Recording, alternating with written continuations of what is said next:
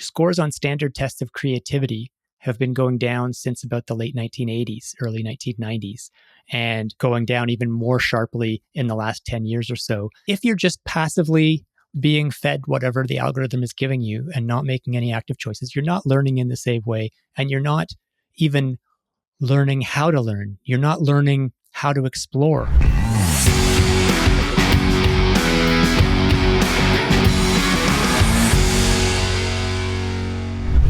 All right, welcome to the show, Alex. Great to have you. Thanks so much, AJ. It's really awesome to be here. I know Johnny and I are very curious what fascinated you about this topic, because as we dug into the book, we were just blown away by not only science, but also just thinking a lot about ourselves and exploration. Yeah, this was definitely a kind of personal journey for me in the sense that part of the reason I was interested in exploring is that I found myself drawn to explore for reasons that I not only wasn't sure what the reasons were, but I wasn't sure whether they were good reasons. And I'm talking about career decisions. Even the decision to write the book itself was an exploring decision for me, moving away from my entrenched career path. So I had all these questions, and I was looking for answers. I can't say I got all the answers, but I got some. Okay. And are all humans drawn to explore, or are there specific patterns or subsets of humans that express this more than others? So I would say that all humans are drawn to explore. Now, I know that statement will run into resistance, and it runs into resistance. So if I trot it out at a cocktail party or whatever, people will say, "I hate exploring. I hate the things that you like to do in the backcountry. I hate that. Trying new foods. I hate that." And I get it, but there's I think you have to define exploring in a very personal sense, in the sense of when are you pushing out of your own rut or your own path or your own directions. And I think we can make a strong case that everyone has some draw to that. Some people have it more than others, but no one who's healthy and functioning is doing exactly the same things every day over and over again, kind of Groundhog Day style. To clear this up for our audience, should we define it as stepping out of your comfort zone? Yeah. Metaphorically, it's like, are you going to stay on the path that you're on where you know where it's headed and there's street signs and everything, or are you going to step off the path into the unknown? But so you can think of it in terms of, as a gambling problem. Are you going to take the bet that's more uncertain, where there's a risk, there's a chance of a higher payout, but there's also chance of a lower payout or of failure or of going bankrupt. So exploring is accepting risk in some sense.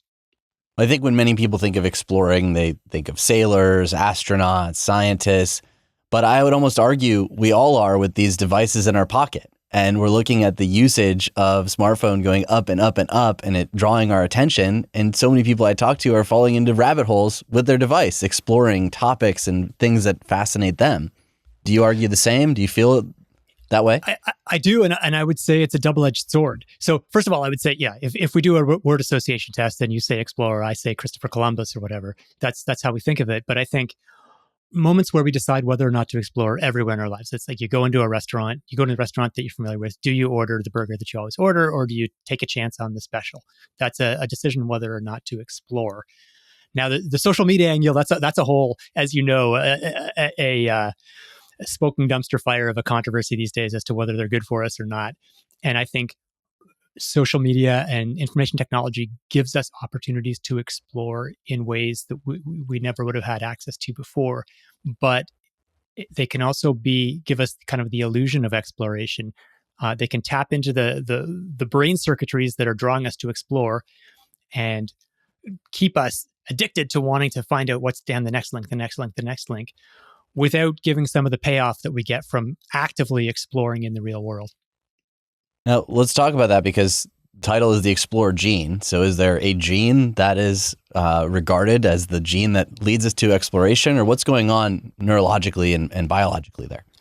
Yeah, I mean, so the title of the book is let's say slightly tongue-in-cheek, or actually very tongue-in-cheek. There's not a single gene that defines it, but it definitely, very early in my journey on this topic, I read some stuff about a specific gene that's related to how our brains process dopamine, where there are different variants, some of which are sort of more or less sensitive to dopamine, which ends up meaning that some people need a bigger surprise to get that same hit of feeling like that feeling of discovery.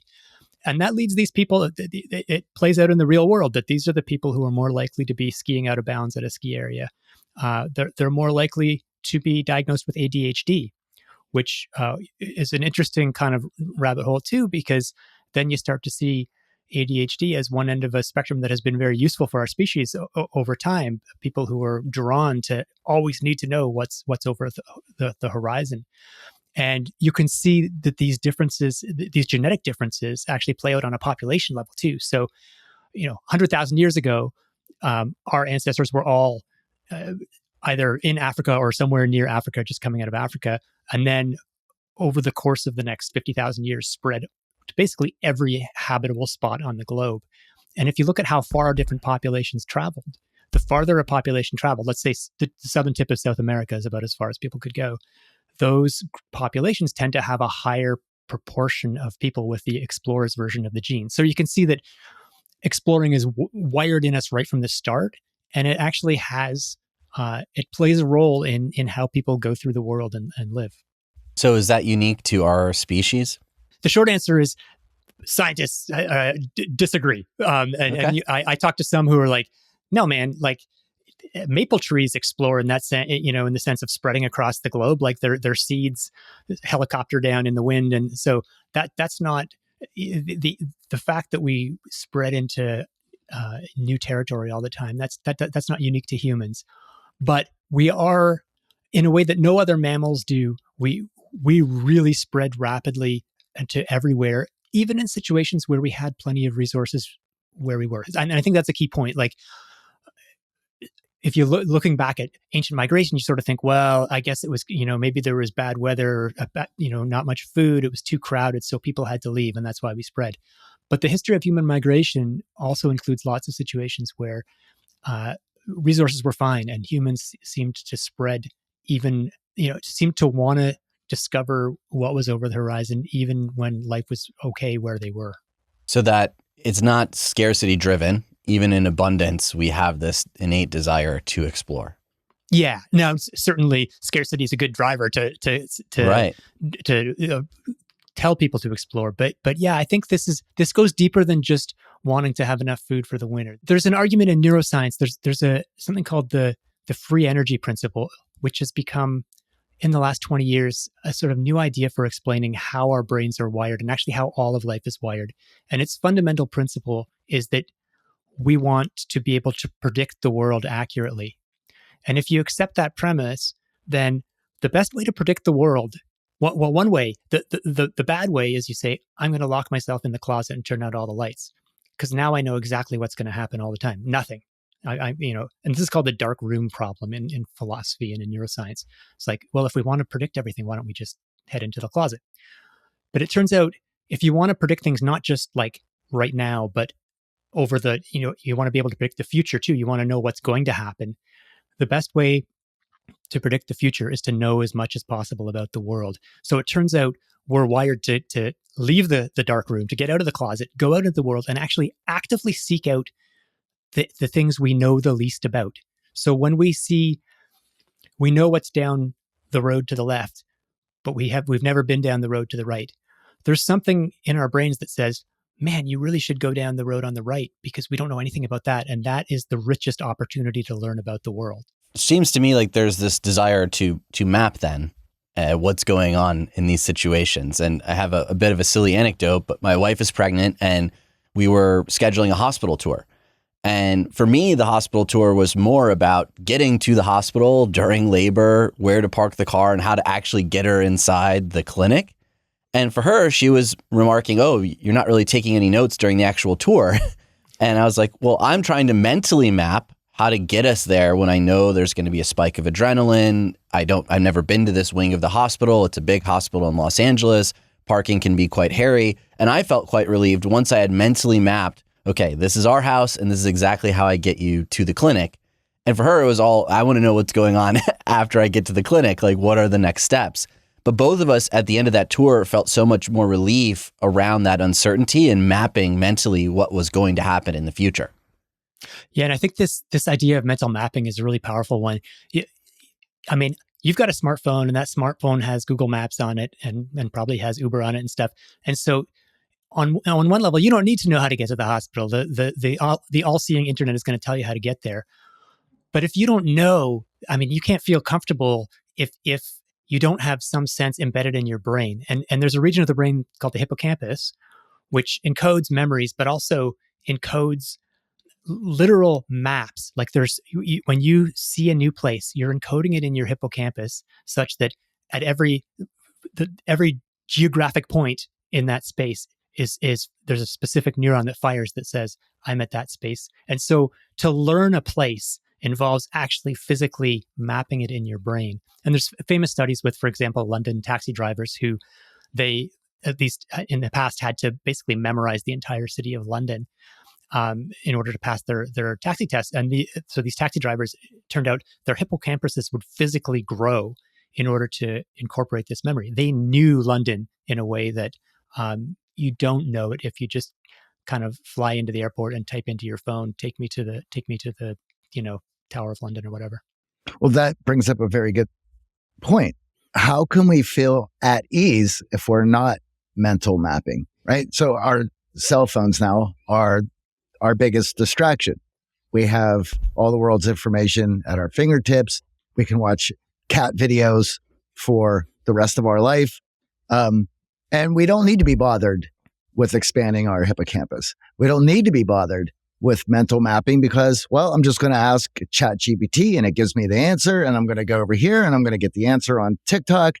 So our exploration has been significantly cut down. And if that is a human need, well, then that is going to result in the symptoms of feeling unease, anxiety rising, having an overwhelming feelings of despair, because we haven't settled that mental mapping. And to go on with AJ was saying, for myself, when I go on trips, vacation, I like to stay in a city as long as possible. And I'm usually high with anxiety walking around the city until the first day that I can go out for a jog. And I'll go out for a jog. Maybe it's 5, maybe it's 10 miles, but that's what I'm doing. I'm mental mapping. And I feel so much better after that jog about the rest of my trip, what I want to see, what do I want to investigate, because of that simple mental mapping. So again, this comes down to our own well-being if we're unable to do the exploring that our mind needs. I think that's a really important point. There's a few scientists I spoke to who are actually really concerned about the decline of mental mapping, Yep. the decline of knowing spaces, not just knowing how to get to a place by pressing a button, but actually knowing these spaces. I mentioned the London taxi drivers; their hippocampuses get bigger because they've had to learn so many spaces. The flip side of that is if you don't use your hippocampus, if you never need to navigate, there's now evidence that your hippocampus starts to shrink. And that's really bad news because a shrinking hippocampus has been found to be an early predictor of a bunch of different conditions, including Alzheimer's and other forms of cognitive decline and anxiety and depression. And so, you want to kind of avoid being the little Bo Peep or Chicken Little who's always worried that the sky is falling. There's a lot of alarmism about technology. But I came out of writing this book committed to being thoughtful about using the GPS navigation on my phone. So the phone, I need to use it to get places sometimes, but I try to turn it off until I need it. And one of the researchers, a woman named Veronique Bobo, who's at McGill University in Montreal, who's one of the world experts on this. Her advice is like, okay, you need to use it sometimes. It's the modern world, but keep it in the kind of bird's eye view as much as possible so that at least you're following it along, but you can see where you're going. I'm going north and I'm going to go left there. I'm going to go east there, or however you think of directions, as opposed to being in the egocentric view where it's showing you what the world looks like. And then you really have no idea how where you are fits into the bigger picture. So it's not about giving up technology completely, but it's about being aware, being willing to, going back to the idea of exploring. One of the important components of exploring is being willing to be lost sometimes. Now, you don't want to be lost in the Sahara Desert, but if you're in a new town in the hotel, hey, maybe you get off track by a few blocks. You've still got the phone in your pocket. You can always find yourself, but be willing to wander, because by being willing to be lost or to find your way, you have to be looking around. You're seeing your surroundings because you're trying to not to get lost. And so that's engaging your hippocampus. And it also means you're experiencing the city. As you travel or as you explore, even in your own city, you're seeing things for the first time because you have to, instead of just looking down at your phone and having your experience mediated by the screen. Yeah, I'm really curious about that last point there and VR and AR and how that might change our brain, because a lot of what we're talking about here as humans is exploration of actual world, the landscape around us, the tactile nature, understanding directionality. Whereas now we're getting to a place where we're strapping screens on our face and trying our best to simulate that as much as possible. But is there any science around the difference between actually experiencing the place or putting on the Eiffel Tower goggles? Yeah. So it's an emerging world, right? So maybe if you extrapolate out to the future and the virtual reality is so complete that it's just like being in the real world, and where you actually can get lost in this virtual reality and you have to figure out which way you're oriented. I don't know. Maybe at that point it's the same.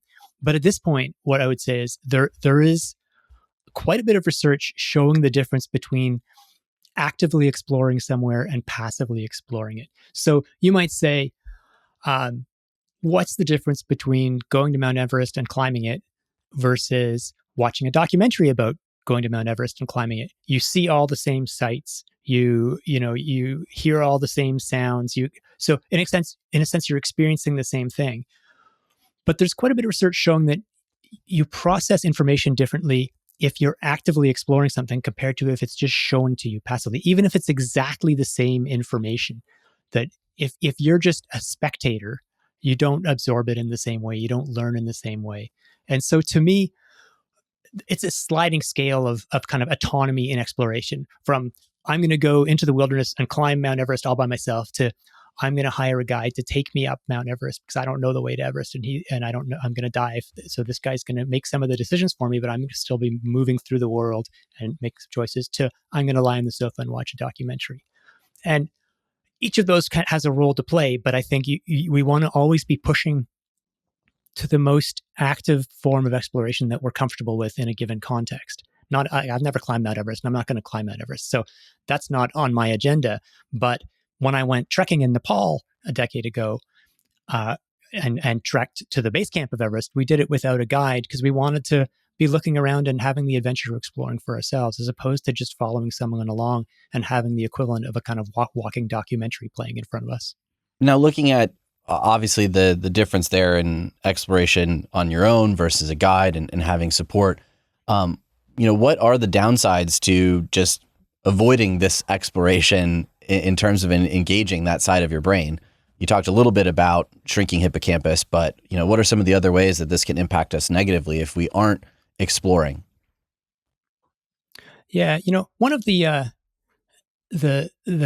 phenomena that I came across that I hadn't heard about before was something that's called the creativity crisis. So there's an effect called the Flynn effect, which is that IQ tests have been going steadily up since about the 1920s or 1930s. And modern life requires a lot of abstract thinking, so it seems like we're actually getting better at it. But there's a reverse effect that scores on standard tests of creativity have been going down since about the late 1980s, early 1990s, and going down even more sharply in the last 10 years or so. It's hard to distinguish between correlation and causation. We don't know exactly what's causing it, but the rise of everyone sitting on their phone and social media seems to me a likely candidate. So the thing is, if you're just passively being fed whatever the algorithm is giving you and not making any active choices, you're not learning in the same way, and you're not even learning how to learn. You're not learning how to explore. You're not learning the ways that you can follow your own interests and have that become a passion that you then pursue for the rest of your life or whatever. And so we seem to be doing worse on scores of creativity. And that's kids, testing kids. Now you zoom out and look at, let's say, you can do these huge big data analyses of US patents or of scientific papers. And there's various metrics you can use to say how many breakthrough papers do we have, or breakthrough patents that really change something, as opposed to just incrementally adding on to previous patents or previous discoveries. And the rates of breakthrough discovery seem to have been going down for the last few decades. So, these are big trends, and it's hard to pinpoint an exact culprit. But for whatever reason, it does seem like as a society, both kids and adults, we're getting less creative. And I think that may have something to do with the decline of exploration. Our institutions also have been highly screwed up. And there's whole walls of fields that are walled off due to political agendas and everything else that goes along with it, which prohibits a lot of that exploring and innovation, which makes it difficult. And with the 80s, I mean, we're now talking about more channels added to television, right? This is now cable TV, HBO, Cinemax, MTV. All of those things led to longer television hours. So all of those things have certainly contributed to it.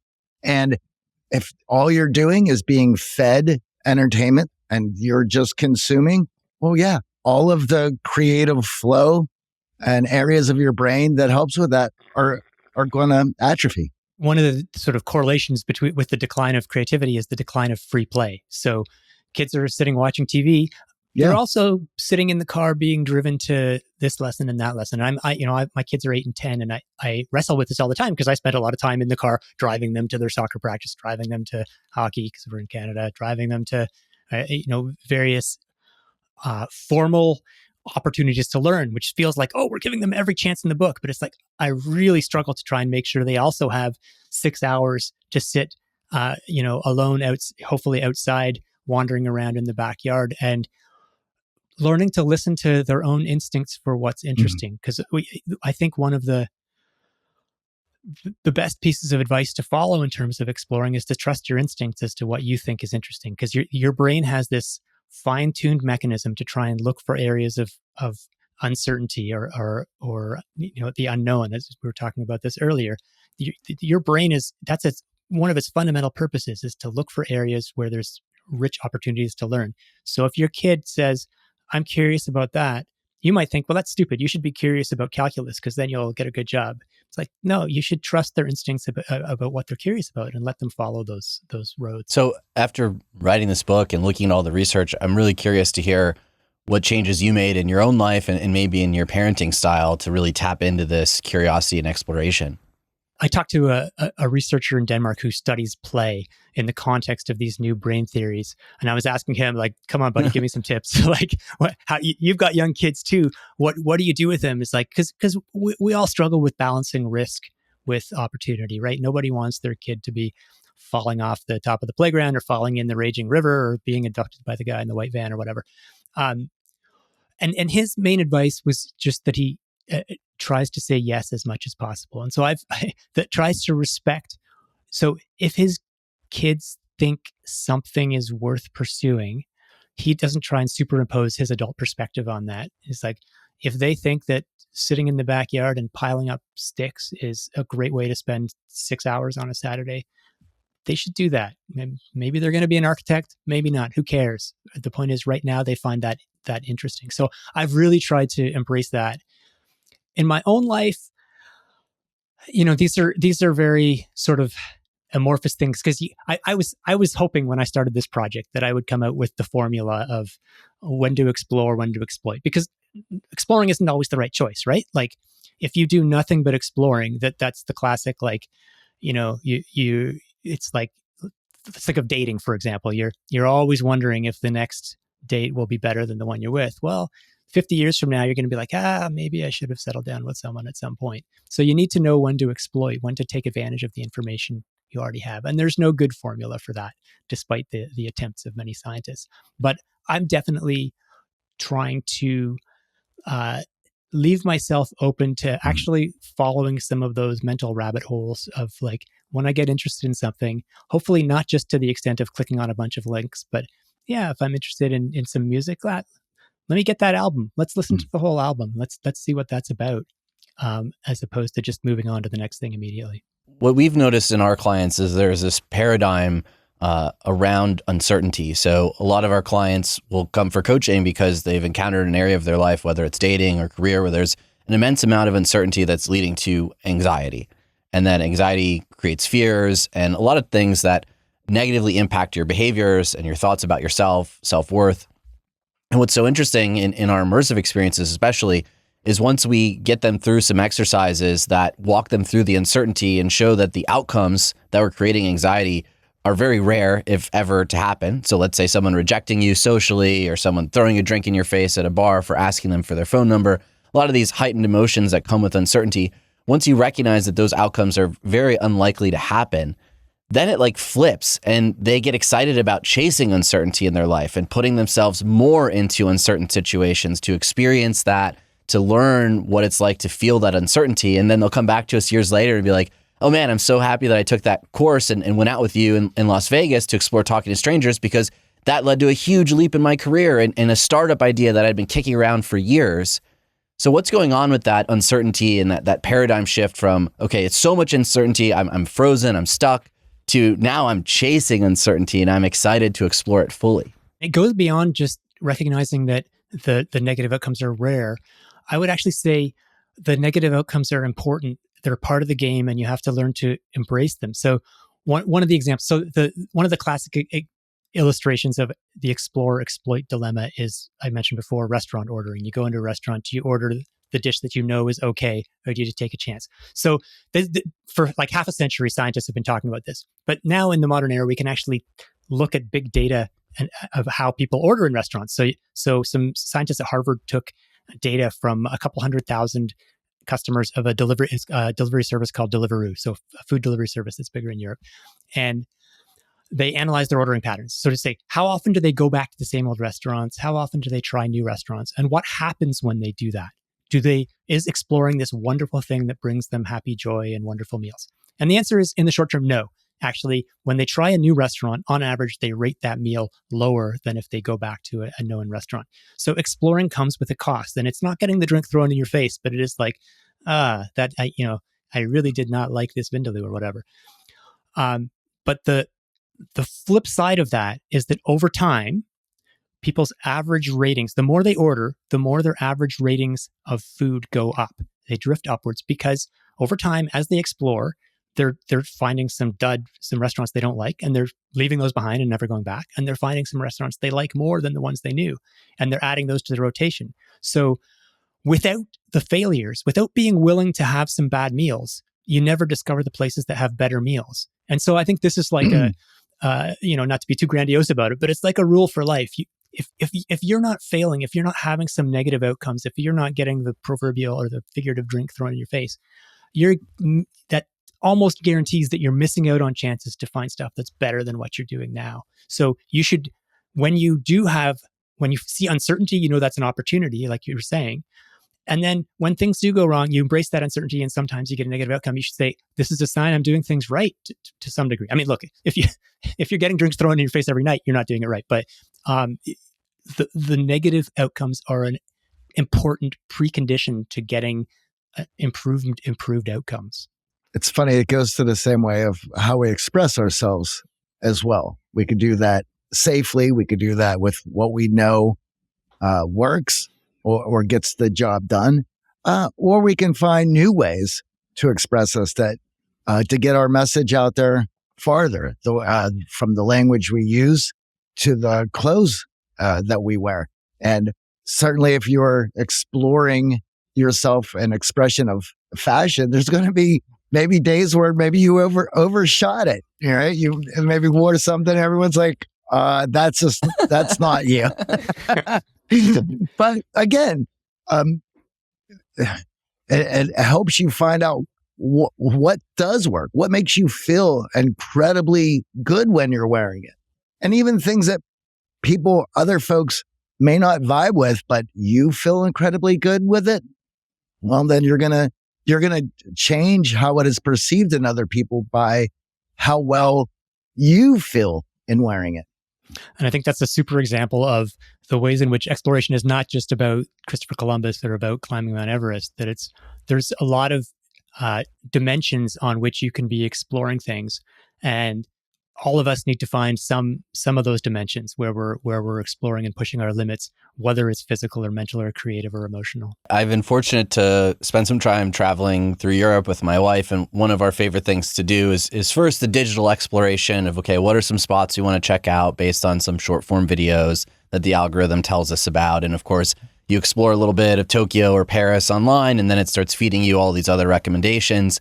And we'll map some spots in different neighborhoods that we want to explore. But what's been really funny as we look back on these trips, almost 9 times out of 10, the meals that stand out the most or the experiences that stand out the most are the ones where we stumbled into exploring ourselves versus relying on the digital explorers before us who created these nifty little short form videos to tell us this is the best place to get steak frites in Paris and this is the best sushi in Tokyo. We always laugh.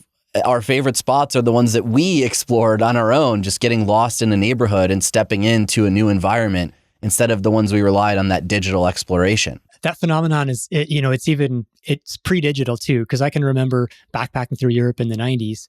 And of course, I had the Lonely Planet and the Rough Guide.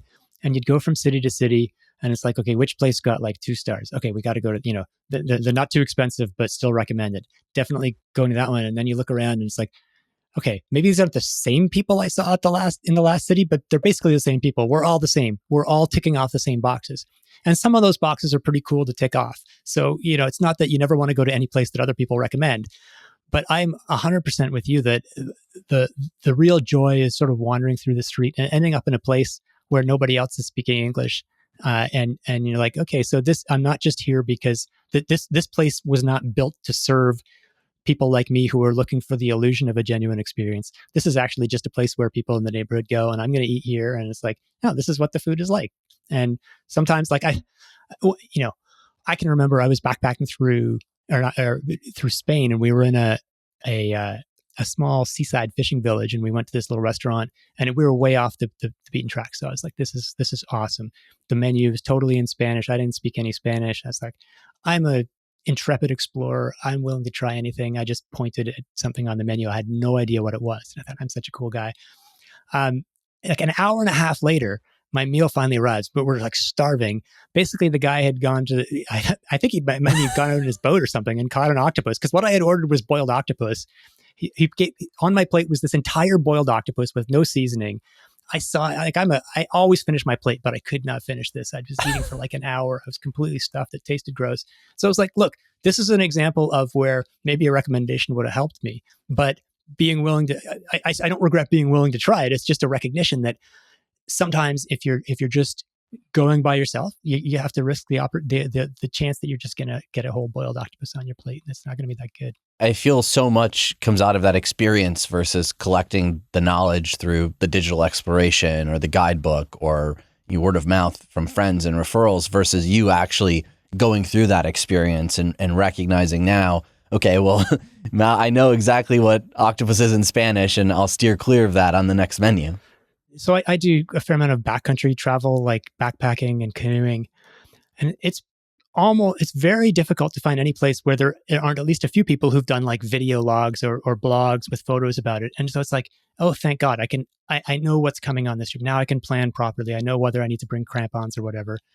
But on the flip side is there's no more surprises. There's no more like coming around the corner and seeing this amazing waterfall. It's like, oh yeah, this is the one that I saw on the blog. So there's something lost. Nobody is trying to pretend that we're discovering the world anew. Like, we understand the whole world has been seen, but there's a feeling of discovering something from yourself that is different from having it spoon-fed to you. And there's also a gratification that comes with mental and physical effort that is tied to how our brain works. So what's going on there where we're putting this mental and physical effort into exploration that leads to this payoff or the paradox around effort? There's a misconception that the effort or the difficulties that are required in order to get somewhere are the price we pay. So like you climb to the top of the mountain and it was really hard to climb there, but it's all that negative side was worth it because you get to the top of the mountain. And I think that's actually the wrong way of thinking about it, that the effort that is required to get to the top of the mountain is actually a crucial part of what makes it worth going up the mountain. If there was an escalator that led to the top of the mountain and you could just step on the escalator and go up there and stand, you'd get the same view, but you'd be like, Like there's nothing special about that. So this is what psychologists call the effort paradox. The fact that even though effort is supposed to be a negative, we actually value things more highly in a lot of cases when they're hard. And there's even research on IKEA furniture, for example. The IKEA effect is that if you order a piece of furniture, you order that coffee table and you spend time wrestling with those stupid instructions and the little Allen keys and stuff, and you put it together. And then someone asks you, hey, how much to buy the coffee table off you? You'll ask for a higher price than if you had gotten the exact same coffee table pre-made for you. That somehow having struggled with it makes it more valuable to you. And I think that's it's a nice reframing to remember when something is hard. You remembered you have to remind yourself, this is what's making the whole experience meaningful to me and worthwhile. Well, you brought up a very good philosophical point, which is the fundamental question of what life is about. And there's going to be a lot of people who are on the side of it's about struggle and what you make out of that struggle. And there's a lot of people who think it's about avoiding struggle and staying comfortable as much as possible. And our religious texts explain these ideas fully. Yeah, this question of the meaning of life is clearly not one that I can solve in a simple manner. But so I spoke to one of the psychologists who works on the effort paradox, and I was asking him about this, like, what is the goal? What is our point? And he has developed what he calls the meaningfulness of effort scale. So it's a way of assessing people to find out how much effort, how much meaning they derive from when something is hard. So some people, if something's hard, they're like, yeah, this is really important and meaningful to me. Other people don't feel the same way. And so one of the questions I asked him was like, okay, but like, what do you mean by meaning of life? What is the meaning of life? And he's like, dude, I don't know what the meaning of life is, and nor does anybody I ask. Nobody can define it, but everyone understands what we're asking. They can tell you which activities are more meaningful or less meaningful. Bringing up a kid is meaningful, even though it's hard.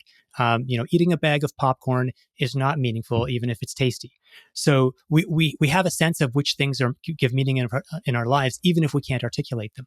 And what he has found is that people who derive meaning from taking on challenge, whether that's bringing up kids or climbing mountains or launching a business or whatever the case may be, those people tend to actually score higher on ratings of happiness. They tend to end up with higher incomes, more professional success, greater mental health. So this idea that gaining meaning from doing hard things, it has some empirical support in the sense that of making people happier.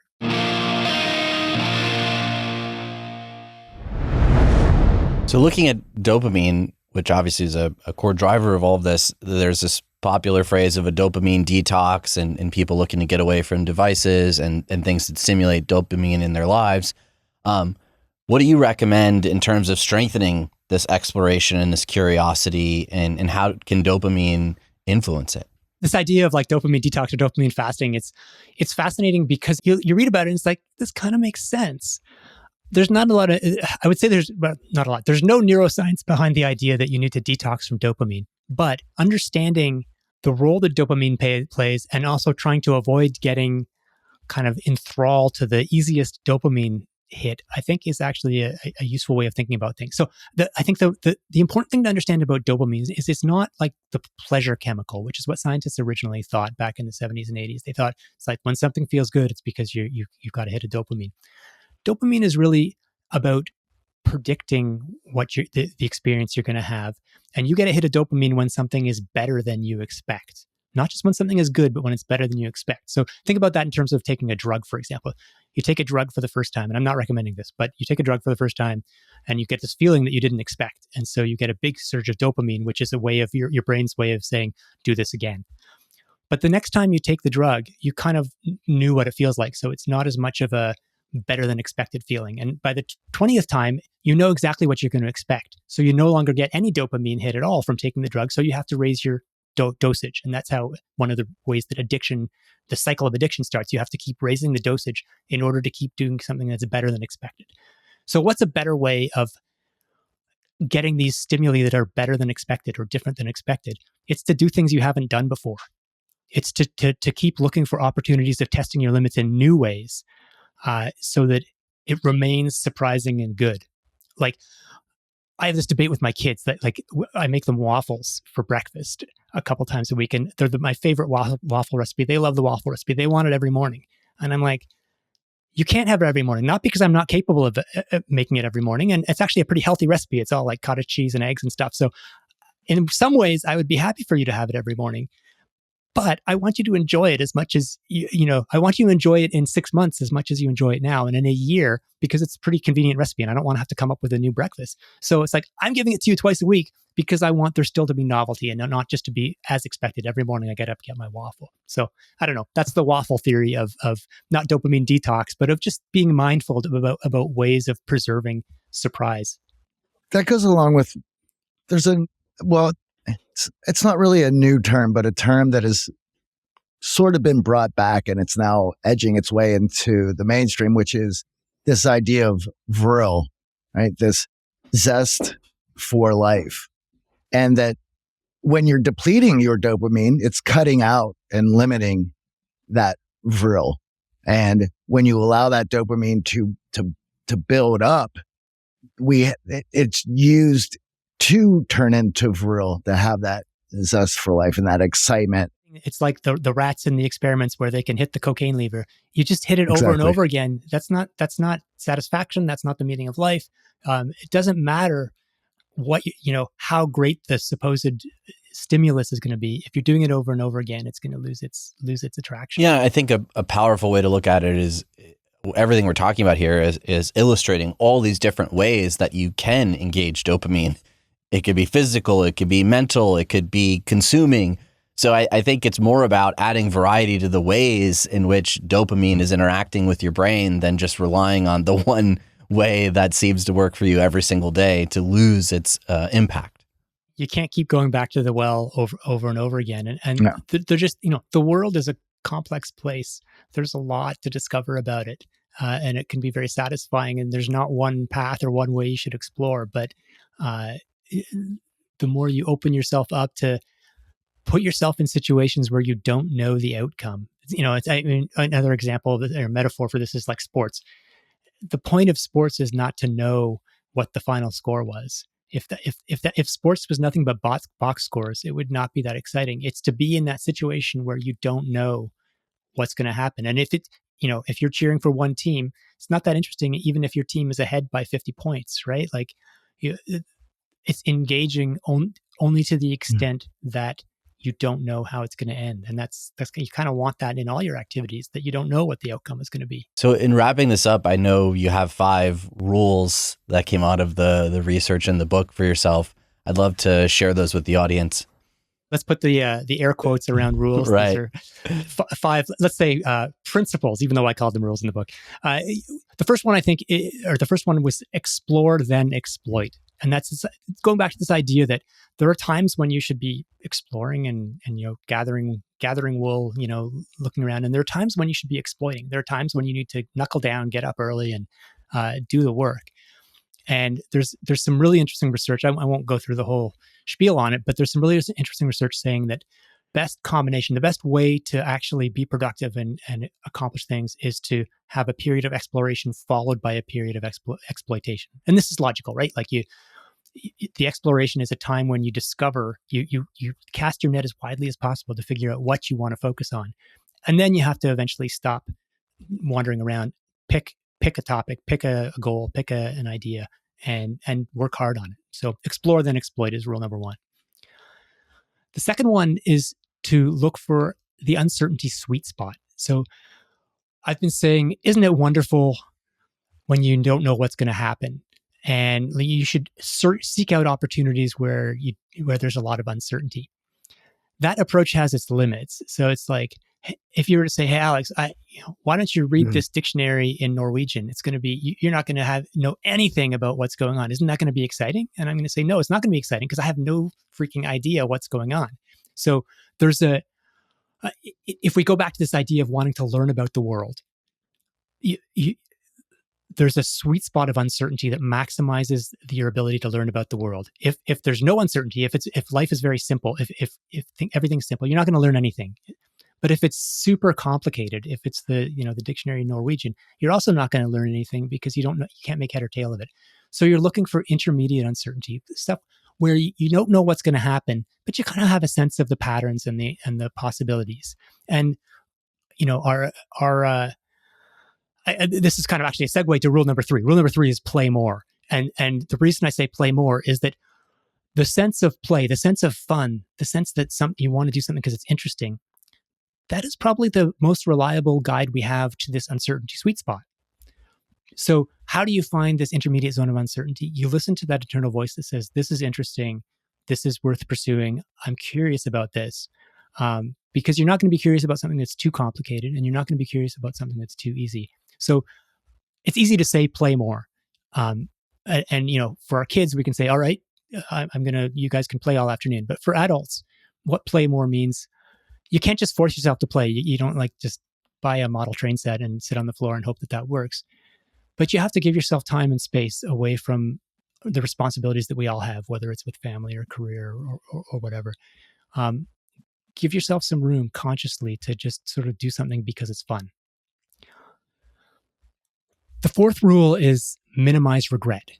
So regret in this context is actually a mathematical concept. Okay. It's the difference between the outcome you got and the best outcome you could have gotten if you'd made all the right decisions. So you can think about this in gambling terms. This is one of the ways they study exploit decision-making is you're choosing different slot machines or whatever. And if you magically knew always which bet was the right one to make, you would make a certain amount of money. And regret is how, with the choices you made in real life, not being clairvoyant, how much did you miss by? And you're always going to have regret. This is actually a fundamental rule of life, right? You're always, as you go through life, you're going to make decisions. And sometimes you're going to be like, man, I wonder I kind of wish I'd made that other decision. So it's not about eliminating regret, but it's about minimizing regret. And one of the best ways to minimize regret is to embrace what scientists actually call optimism in the face of uncertainty, which is to look for the best realistic upside. So whenever we're facing choices, we kind of have a range of is this one, let's say I have a 40%, somewhere between a 40 to 60% chance of getting a good outcome. And this other one I have, let's say, a 20 to 70% chance of a good outcome. I know we don't think about this, but just for the point of illustration, there's these kind of error bars where we don't know how we don't know how things are going to turn out. And what the math of optimal decision making tells us is that you should take the one that has the best, the top of their error bar, the one that has a chance of turning out well. So this is a little abstract. So let me say it in a different way. That let's say you're considering 2 different job opportunities. One is pretty stable, decent starting salary, not a lot of opportunity for advancement, but it's a good solid job and it'll pay the bills. The other is maybe less stable, less starting salary, but there's a plausible path of advancement that will lead you to the job you actually really want, your dream job. And what optimism in the face of uncertainty means is take the second job, take the one that gives you a chance of getting where you want to go. Take the chance, even though it might end up not panning out, because that'll minimize your regret. You'll always wonder whether you could have made it if you take the safe but job that doesn't have that upside. Sorry, that's a little bit of a complicated one to explain. It's super helpful. And I know many in our audience have had that exact choice between jobs and might be sitting with it right now. Mhm. It's worth thinking about and just pursuing. And the last rule is embrace the struggle, which is really going back to this effort paradox we were talking about before, that understand that when things are hard, let's say you take the uncertain job and it doesn't pan out and you're back on the hunt for a job. When things are hard, that's part of what gives the pursuit meaning. So and I think that mental framing is important, because the feeling we get, or the meaning we ascribe to our experiences, depends a lot on the framing we give to it. And so if you're telling yourself, this is hard, it sucks, that's kind of, those words help create your reality. Whereas if you're telling yourself, this is hard, this is good, this is the struggle I want to be on, that makes it a much more positive experience and helps maybe motivate you to keep pushing. Well, thank you for stopping by to motivate our audience and share these great insights with them. Where can they find out more about you and the book? first of all, thanks so much for having me. This has been a fun conversation that has pushed me in some interesting directions. I have a website that is alexhutchinson.net, and that has links to basically social media and things that I write as a journalist. I write a lot I write once a week for Outside Magazine, so I have columns there too. But yeah, alexhutchinson.net will get you all your Alex Hutchinson needs. Well, thank you so much for stopping by. We really appreciate it. Thanks, AJ, and thanks, Johnny.